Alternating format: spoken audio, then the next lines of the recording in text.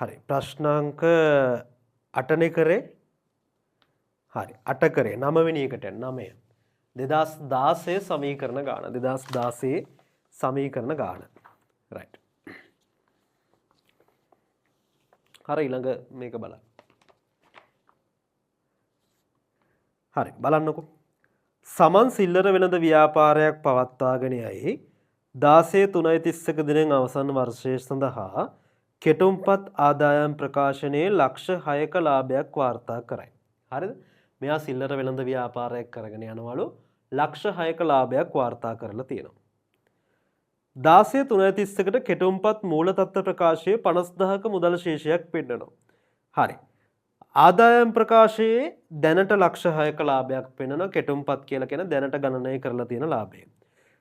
දැනට සටහන් කරලා තියෙන මූල තත්ත්ව ප්‍රකාශයේ මුදල් ශේෂය 50000ක් තියෙනවලු. කෙසේ වුවද ඔහු ගිණුම් පොත් නිසියාකාරව පවත්වා නොගනි. පහත ගනුදෙනු ගිණුම් පොත්වල වාර්තා කර නොමැති බව පසුව හෙළිදරව් වී. රයිට්. පස්සේ ආරංචි වුණා, පස්සේ හෙළිදරව් වුණා මෙන්න මේ ගනුදෙනු ටික වාර්තා කරලා නැහැ කියලා. රයිට්. ගනුදෙනු 10ක් වාර්තා කරලා නැහැ. අවශ්‍ය වන්නේ මේ ගනුදෙනු වල බලපෑම සමීකරණයට දාන්නලු. දෙවෙනි එක සංශෝධිත මුදල් ශේෂය. කියන්නේ දැනට මුදල් ශේෂයක් තියෙනවා 50000ක. හැබැයි මේ ගනුදෙනු ටික දාලා නැහෙනේ. ගනුදෙනු ටික දැම්මට පස්සේ සංශෝධිත මුදල් ශේෂය, නිවැරදි මුදල් ශේෂය. තුන්වෙනි එක අහනවා සංශෝධිත ලාභය. මේ ගනුදෙනුත් එක්ක ගනුදෙනු වලින් පස්සේ සංශෝධිත ලාභය අහනවා. රයිට්. මුලින්ම සමීකරණයට දාගමුකෝ. සමීකරණය අඳ ගන්න. සමීකරණ ලියා ගන්න. රයිට්. සමීකරණ ලියා ගමු. ඔය තියෙන විදිහටම දේපල පිරියත තොගය වෙළඳ ලැබිය යුතු මුදල් දිගු කාලීන ණය වෙළඳ ගෙවිය යුතු දෑ වෙනත් ගෙවිය යුතු දෑ හිමිකම. රයිට්. සමීකරණ දාගමු.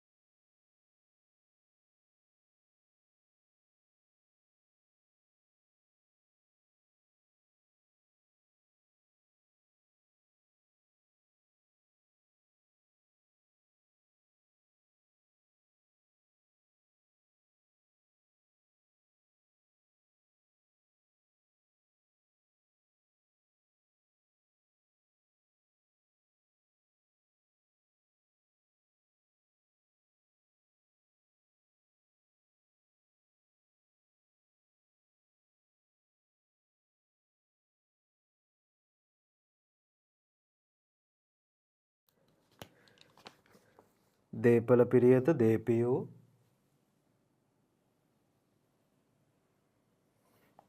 තොගය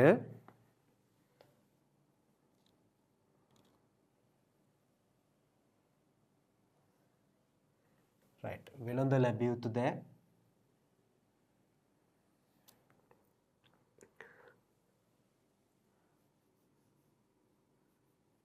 හරි. බැංකුව වෙනුවට මේකේ මුදල් කියලාම දීලා තියෙනවා. මුදල්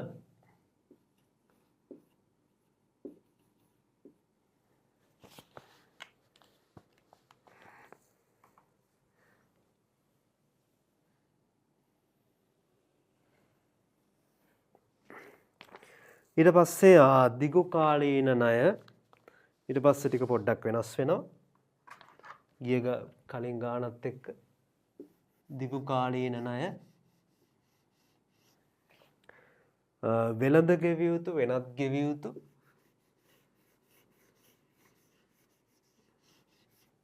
ඊට පස්සේ හිමිකම.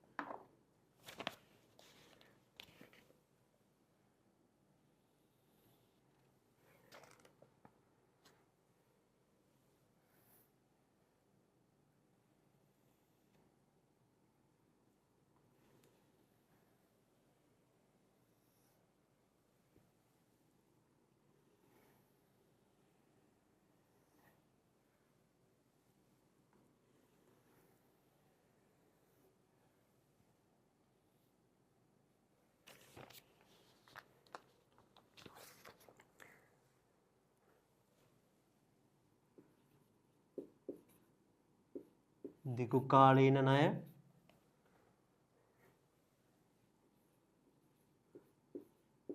වෙළඳ ගෙවිය යුතු වෙනත් ගෙවිය යුතු හිමිකම.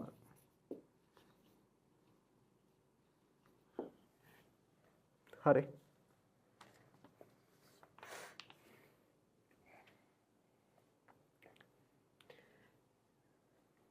හරිනේ. දීපිය තොගය වෙළඳ ලැබිය යුතු මුදල් දිගු කාලීන ණය වෙළඳ ගෙවිය යුතු වෙනත් ගෙවිය යුතු හිමිකම. right.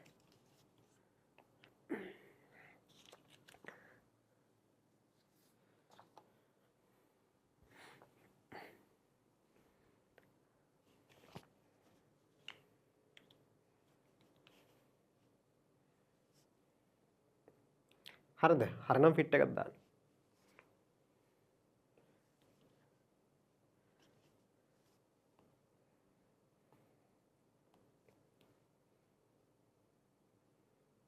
right එල. හරි. එහෙනම් ගානට යන්න. පළවෙනි කියන යන් 1 80000කට භාණ්ඩ ණයට විකිණීම මෙම් භාණ්ඩවල පිරිවැය 60000කි. පුතා අපි මේකත් දහස් වලින් හඳුමු. හරි. ඒතකොට ලේසි. 80000ක ඒවා විකුණලා තියෙන 80000කට භාණ්ඩ ණයට විකිණීම භාණ්ඩවල පිරිවැය 60000කි. දැන් ඔයාට පුළුවන් නම් මට වඩා ඉක්මනට කරගෙන යන්න. හරි. right. පළවෙනි එක 80000ට විකුණලා තියෙන පිරිවැය 60යි. එහෙනම් තොගෙන් අඩු කරනවා 60. ණයට විකුණලා තියෙන්නේ. එහෙනම් වෙළඳ ලැබිය යුතු දෑ වැඩි වෙනවා 80ක්. 60කේව 80ට වික්කම ලාභය 20යි. ලාභයේ හිමිකමට එකතු වෙනවා. right. ලාභයේ හිමිකමට එකතු වෙනවා. 2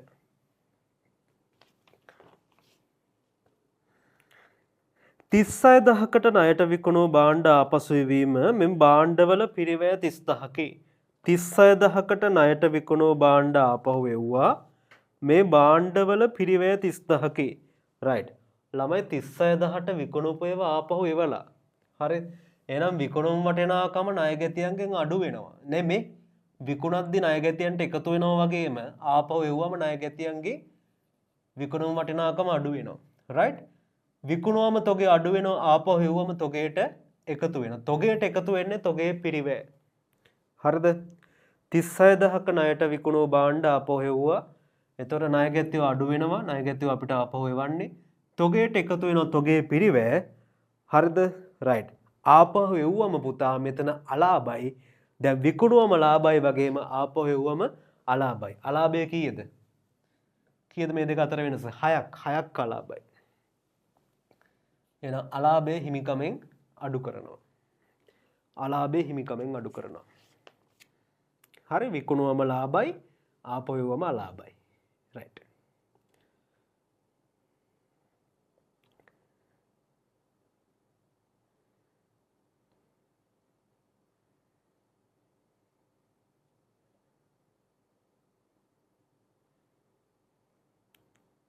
තුන පිරිවැය 10000ක් වූ භාණ්ඩ පරිත්‍යාග කිරීම. පිරිවැය 10000ක් වූ භාණ්ඩ පරිත්‍යාග කිරීම. 3 10000ක් වූ භාණ්ඩ පරිත්‍යාග කරනවා. right. පරිත්‍යාග කරා භාණ්ඩනේ. එහෙනම් තොගේ අඩු වෙනවා කීයද? 10යි. right. පරිත්‍යාග කරා මේක කොහෙටද යන්නේ පුතා? පරිත්‍යාග වියදමක්. වියදමක් නම් හිමිකමෙන් අඩු කරනවා. වියදමක් නිසා හිමිකමෙන් අඩු කරනවා. භාණ්ඩනේ පරිත්‍යාග කරන්නේ. එතකොට තොගය අඩු වෙනවා. වියදමක් නිසා හිමිකම අඩු වෙනවා.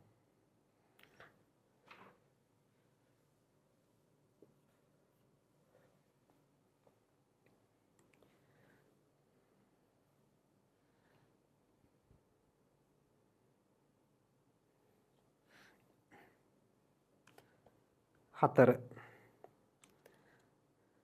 ව්‍යාපාරේ නඩත්තු වියදම් 10000ක් විය. මේන් 6000ක් සමන් විසින් පුද්ගලිකව ගෙවන ලද අතර ඉතිරිය ව්‍යාපාරයේ විසින් ගෙවන ලදී. මොකද්ද කියන්නේ? නඩත්තු වියදම 10000යිලු 6000ක් සමන් පෞද්ගලිකව ගෙවලා. ඒ කියන්නේ ව්‍යාපාර සල්ලි වලින් නෙමේ එයා පෞද්ගලිකව ගෙවලා. හරි. එතකොට ව්‍යාපාරේ නැති සල්ලියක් ව්‍යාපාරයට යොදවලා තියෙනවා. පැහැදිලිද? එතකොට ඒකට කියනවා මොකද්ද? අමතර ප්‍රාග්ධනයක් යොදලා තියෙනවා කීයකද? 6කනේ 6000ක අමතර ප්‍රාග්ධනයක්. ඉතිරිය තමයි ව්‍යාපාර සල්ලි වලින් ගෙවලා දෙන්නේ. ව්‍යාපාර සල්ලි වලින් ගෙවලා තියෙන්නේ 4000යි. රයිට්. එහෙනම් දාගමු නඩත්තු වියදම 10000යි. වියදම 10000යි නම් හිමිකමෙන් අඩු වෙනවා 10ක්. හිමිකමෙන් 10ම අඩු වෙනවා. හරිද? රයිට්. හැබැයි මෙයා පෞද්ගලිකව ගෙවලා තියෙනවා 6000ක්. ඒ නිසා ප්‍රාග්ධනය වැඩි වෙන නිසා හිමිකම වැඩි වෙනවා 6කින්. අතිරේක ප්‍රාග්ධනයනේ. හරි. ඊට පස්සේ ව්‍යාපාර සල්ලි වලින් ඉතිරිය. එහෙනම් ව්‍යාපාර සල්ලි වලින් ගෙවලා තියෙනවා 4ක්. එහෙනම් ව්‍යාපාරේ මුදල් වලින් අඩු කරනවා 4ක්. තේරුණා නේද? තේරුණ නැත්තම් කියන්න. හරි. නඩත්තු වියදමක් නිසා හිමිකමෙන් අඩු වෙනවා. ඊට පස්සේ 6ක් අපි හිමිකමට එකතු කරේයි. ඒක අතිරේක ප්‍රාග්ධන. එයා පෞද්ගලිකව අතින් සල්ලි දාලා තියෙන්නේ. එතකොට ඒක ව්‍යාපාරේ තිබ්බ සල්ලියක් නෙමෙයි. අලුතෙන් ව්‍යාපාරයට යදුවා. ඒතර අතිරේක ප්‍රාග්ධනේ ව්‍යාපාර සල්ලි වලින් අඩු වෙන්නේ 4යි. රයිට්? හරි. 5.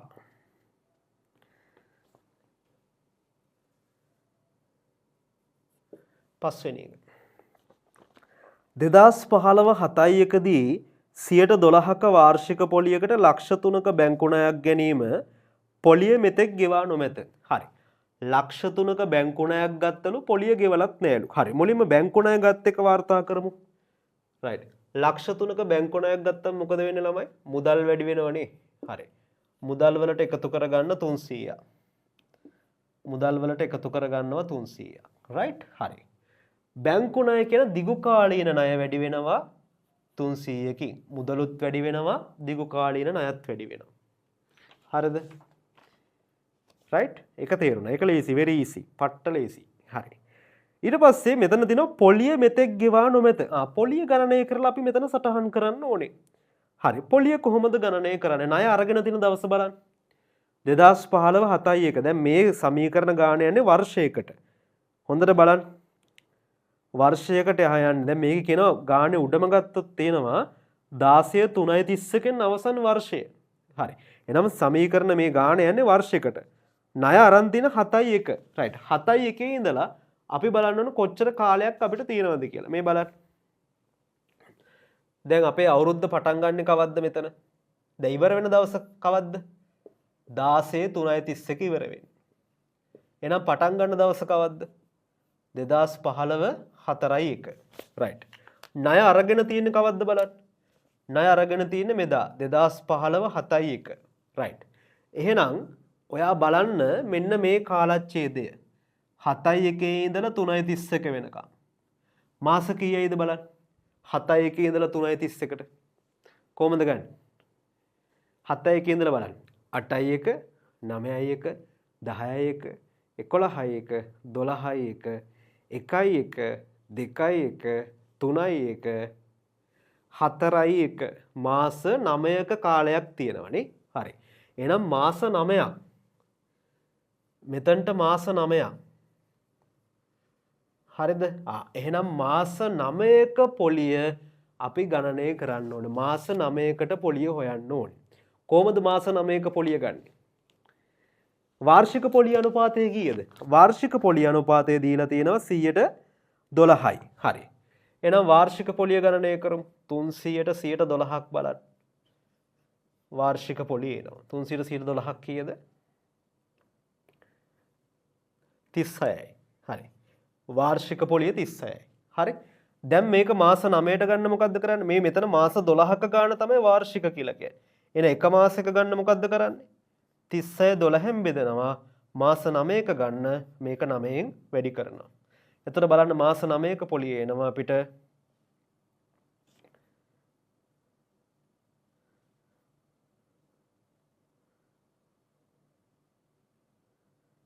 කීය දෙන්නේ? මෙතන බලන්න 3 වරක් 3යි, මෙතන 3 වරක් 4යි, 4 වරක් 1යි, 4 වරක් 9යි, 9 වරක් 3 27යි. හරි. 27ක් එනවා. කොහොමද ඒක ගත්තේ? වාර්ෂික පොලිය 36යි. ඒක 12න් බෙදුවා මාසික පොලිය ගන්න මාස 9ක ගන්න 9න් වැඩි කරා. හරිනේ.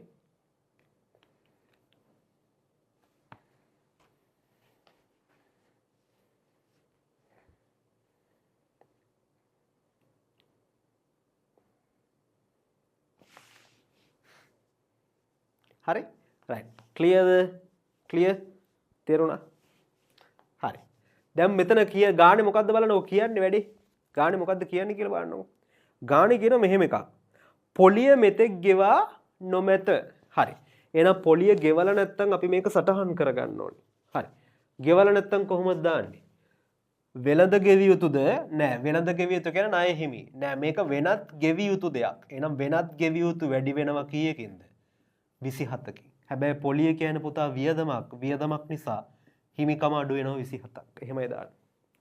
හරි. වෙනත් ගෙවිය යුතු වැඩි වෙනවා ගෙවන්න තියෙන දෙයක් පොලිය වියදමක් නිසා හිමිකමෙන් අඩු කරනවා.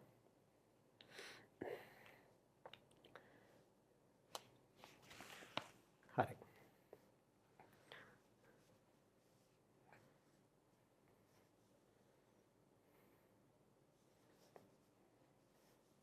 හරි නේද තේරුණාද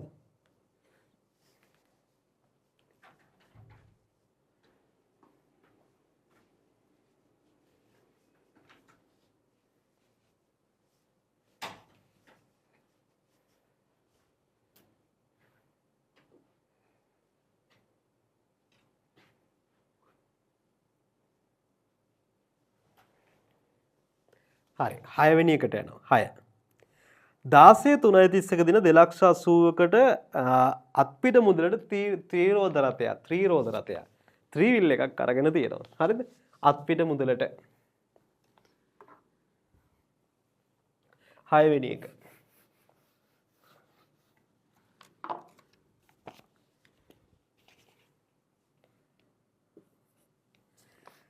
රයිට් 2,80,ක ත්‍රිරෝද රථයක් එහෙනම් මේක දීපල වලට තමයි යන්නේ හරිද දීපලක්නේ හරි මුදලට ගත්තනම් මුදල් අඩු වෙනවා 280ක් මුදලට ගත්ත නිසා මුදල් අඩු වෙනවා 280ක් හරි දීපල වැඩි වෙනවා මුදල් අඩු වෙනවා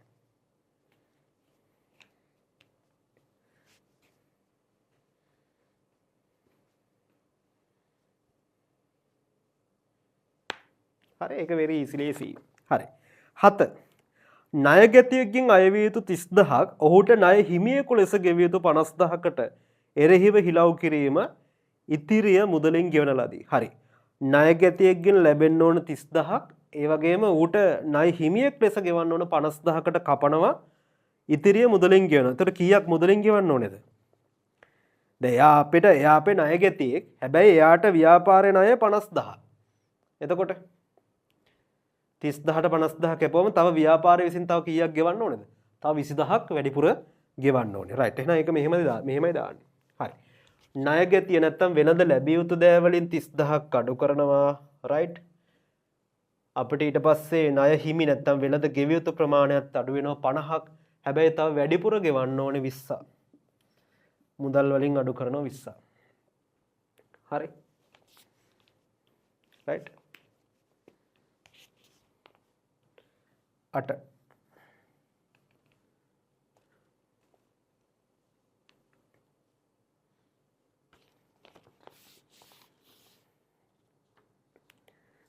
12,000ක් සමන්ගේ ජීවිත රක්ෂණ වාරිකය වෙනුවෙන් ගෙවා ඇත. එයාගේ ජීවිත රක්ෂණයට ගෙවලා 12,000ක්.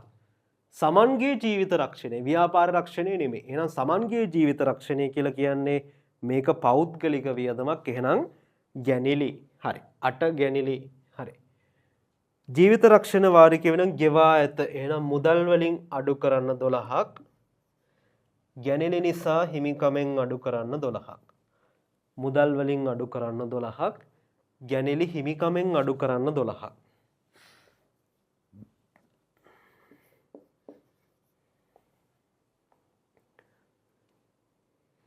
right ඉවනදී very easy ඒවා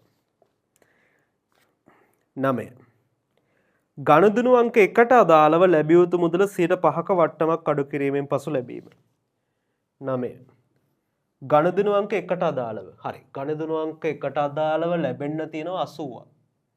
හරිද? හා. ඒ 80 ලැබුණලු 105ක වට්ටමක් අඩු කරාට පස්සේ. හරිද? 80 ලැබුණලු 105ක වට්ටමක් අඩු කරාට පස්සේ. බලන්න 80ට 105ක් බලන්න. 80ට 105ක් කීයද? 10ක් ටන් 8යි ඒකෙන් භාගේ 4යි. එතකොට 105ක් 4ක් අඩු වුණාට පස්සේ ලැබෙන ගාණ කීයද? 76යි. ලැබෙන ගාණ 76යි. තේරුණා? හරි. 80ට 105ක් කියන්නේ 4යි. ඉතින් 80න් 4ක් අඩු වුණාම ලැබෙන ගාණ කීයද? 76යි. කොහොමද දාන්නේ දැන් මේක? ලැබෙන ගාණ 76යි. එහෙනම් මුදල් වලට එකතු කරනවා 76ක්. වෙනද ලැබිය යුතු? ඒක 80ක් අඩු වෙනවා. හරි. 80ට ලැබුණේ 76යි වට්ටමක් දීලා තිනවා 4ක. දුන් වට්ටම් වියදමක් නිසා හිමිකමෙන් අඩු කරනවා 4ක්. හරි පැහැදිලි. 80ට 105ක වට්ටමකට යටත්ව හම්බුනේ.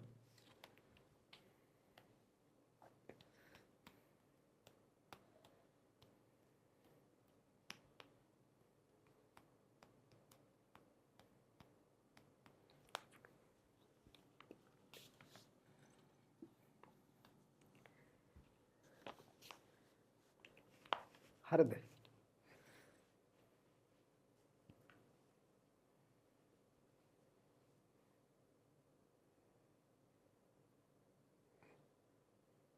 right clear නේ? හරි. 10 අන්තිම එක. පෙර වර්ෂයකදී බොල් ණය ලෙස කපා අහල 15000ක් ලැබීම. මොකද්ද? බොල් ණය හැටියට කපපු එකක් ආපහු ලැබෙනවා. හරිද? එතකොට එහෙම වුණාම ඒක ආපහු ගන්නවද?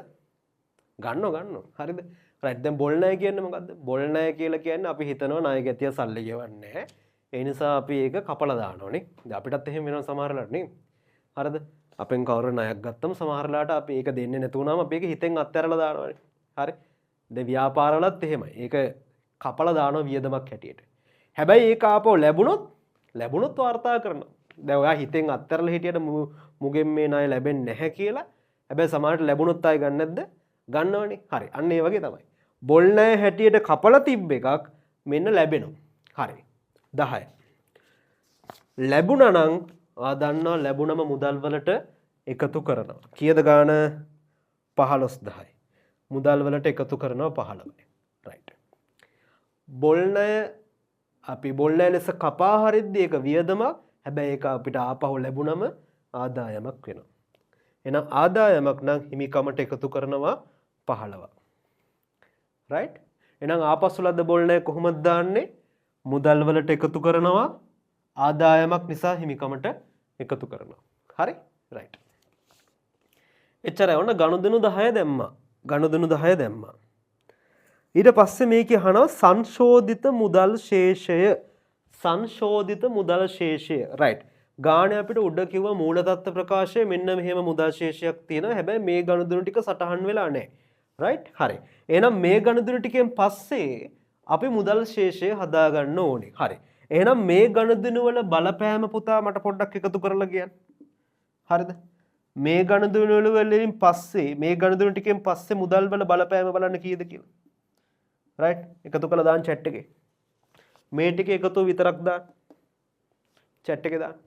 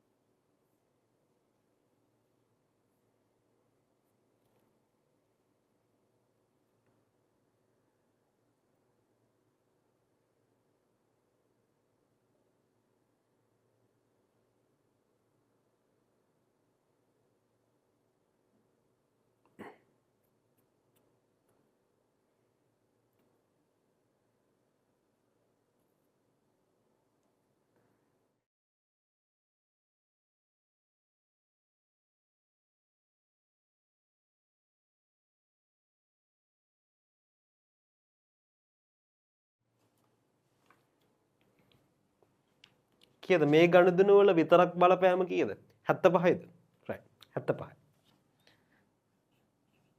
හරිනේ right මම ඔයා විශ්වාස කරනවා හරි right 75යි හරි මේ ගනුදෙනු වල බලපෑම 75යි right දැන් අපෙන් අහන්නේ සංශෝධිත ශේෂය කොහොමද ගන්නෙ දැනට තියෙන මුදල් ශේෂය 50යි මේ ගනුදෙනු වලින් ආපු බලපෑම ධන 75යි ධනනේ ධන 75 එහෙනම් සංශෝධිත ශේෂය ගමු දෙවෙනි එක දෙවෙනි ප්‍රශ්නෙට උත්තරේ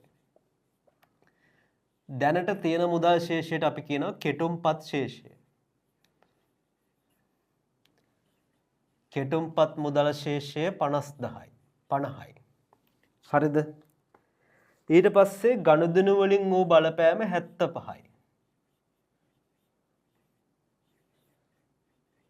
ගනුදෙනු වලින් වූ බලපෑම 75යි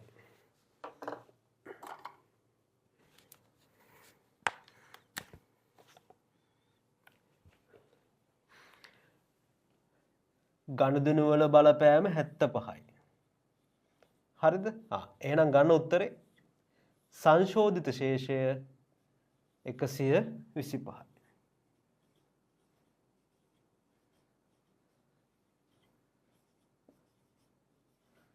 සංශෝධිත ශේෂය 125යි right lazy it is very easy හරි සංශෝධිත ශේෂය 25යි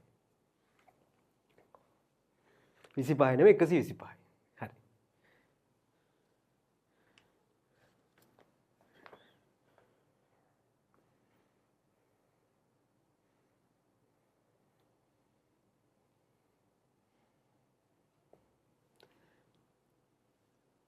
හරි ඊට පස්සේ තුන්වෙනි ප්‍රශ්නය අහනවා මොකද්ද සංශෝධිත ලාභය හරි දැන් මෙතන ලාභය දැන් කලින් ලාභයක් වාර්තා කරලා දෙනවා ලක්ෂ 5ක හරිද ඊට පස්සේ මේ ගනුදෙනු වලින් මේ හිමිකම තීරුවෙත් අපේ තියෙනවා සටහන් කරපු නැති ආදායම් වියදම් නේ සහ සටහන් කරපු නැති ආදායම් වියදම් නැත්නම් සටහන් කරපු නැති ලාභ අලාභ තියෙනවා හරි right එහෙනම් ඒ ටික සැලකිල්ලට අරගෙන දැන් නව ලාභය නැත්නම් සංශෝධිත ලාභය ගන්න ඕනේ. right. එහෙනම් සංශෝධිත ලාභය ගමු.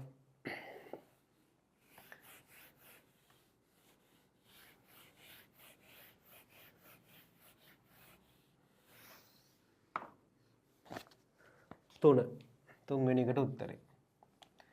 මුලින්ම දැනට තියෙන ලාභය දානවා. ඒකට කියනවා කෙටුම්පත් ශුද්ධ ලාභය.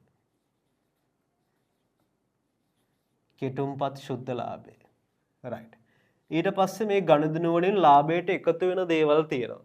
ඒකට ධන ලකුණ දාලා එකතු කරන දේ ලාභයට එකතු වෙන දේවල් වලට රූල් 4ක් 5ක් තියාගන්න. ඊට පස්සේ ලාභයෙන් අඩු වෙන දේවල්. හරිද? එතකොට දැනට තියෙන ලාභයේ කෙටුම්පත් ලාභයේ ගානේ අපි දීලා තියෙනවා ලක්ෂ 6ක ලාභයක් වාර්තා කරලා තියෙනවා. දැනට වාර්තා කරලා තියෙනවා ලක්ෂ 6ක ලාභයක්. හරිද? ලක්ෂ 6ක ලාභයක් වාර්තා කරලා තියෙනවා. හරි? right. ඊට පස්සේ මෙන්න මේ ගනුදෙනු වලින් මේ හිමිකමට වෙච්ච බලපෑමෙන් බලලා අපි ගන්න ලාභයට එකතු වෙන දේවල් ලාභයෙන් අඩු වෙන දේවල් මොනවාද? right. පළවෙනි එක ගත්තොත් මේ 20 මොකක්ද? භාණ්ඩ විකිණීමේ ලාභය නේද? භාණ්ඩ විකිණීමේ ලාභය 20යි. දැන් ඒක ලාභයට එකතු වෙන්න ඕන එකක්ද නැති එකක්ද? ඒක කලින් සැලකිලිට අරගෙන තිබ්බේ නැහැ. මේ ගනුදෙනු ටිකේ තියෙන කිසිම දෙයක් ලාභයට එකතු කරලා අඩු කරලා නැහැ. හරි? එහෙනම් ඒක ඒ භාණ්ඩ විකිණීමේ ලාභය මේ ලාභයට එකතු කරන්න ඕනේ. හරි?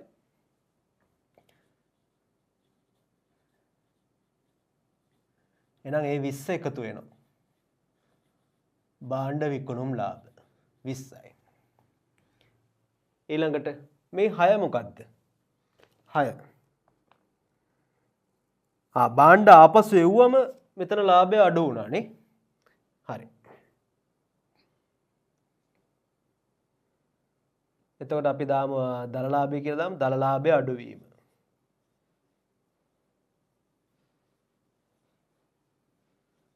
හරි. දල ලාභය අඩු වුණා අපේ කීයක්ද? 6ක්. එතකොට ලාභය අඩු වෙනවා. ඊළඟට මේ තුන්වෙනි එක මේකත් හරි මේක හරි. තුන්වෙනි එක 10ක් අඩු වුණා පරිත්‍යාග. පරිත්‍යාග කියන්නේ පුතා වියදමක්නේ. වියදමක් නම් ලාභය අඩු වෙනවා. පරිත්‍යාග 10යි.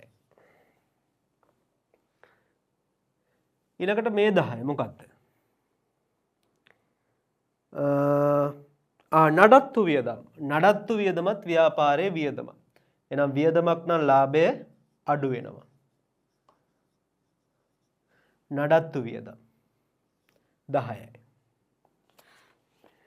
හරි. ඊළඟට මෙතන 6ක් තියෙනවා. මොකක්ද මේ 6?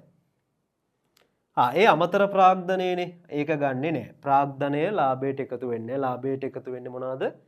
ලාභ, අලාභ, ආදායම් සහ වියදම්. 27 ඒක ගන්නවා.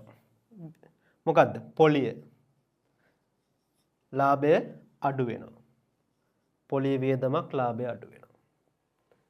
මේක අපිට කිව්වේ හිමිකමට සිදුවෙච්ච බලපෑම මත ලාභය අලාභය ගන්න කියලා. රයිට්. 12 මොකද්ද ළමයි? 12 ඇවිල්ලා මේ ගැනිලි ගන්නෑ. ගැනිලි ලාභයට අලාභයට බලපාන්නේ. ලාභයට අලාභයට බලපාන්නේ මොනවාද?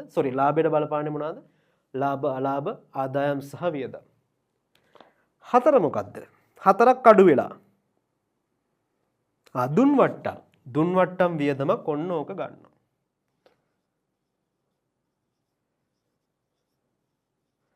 4යි.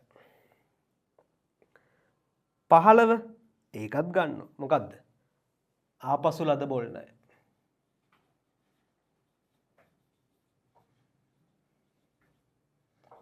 ආපසු ලද බොල් ණය 15. හරි.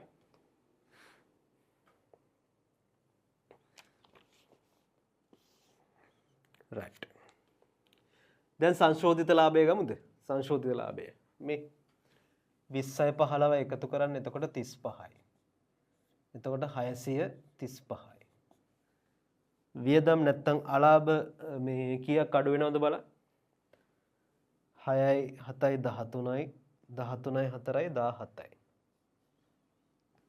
එකක් විතර 1යි 2යි 3යි 2යි 4යි 5යි 57ක් අඩු වෙන්න ඕන. බලන්න 15න් 7ක් 8යි මෙතන 2යි 578යි. මොකක්ද ඒ? සංශෝධිත ලාභය.